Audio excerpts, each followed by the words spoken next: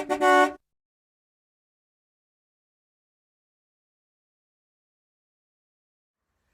campers and RVers. I was just getting ready for bed and need to take my dog outside, and I just thought I'd give you a quick video on this mattress, the Airstream mattress.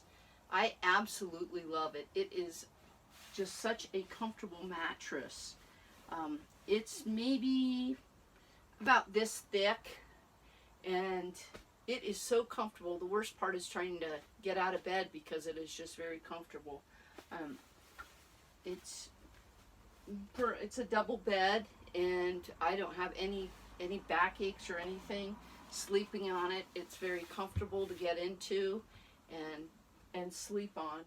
It's firm, but yet it's soft, and I'll go ahead and show you what it looks like underneath the sleeping bag. And I don't need to replace it, and I'm very happy with it. So, and obviously my dog is too. So I have a cover on the mattress, and you can see how thick the mattress is. And it is just absolutely amazingly comfortable. I am so happy with it. And I just keep a regular cover on it, and mattress cover, and then a set of sheets, and then the sleeping bag. I really love this mattress. It's one of my favorite things about the Airstream is the mattress.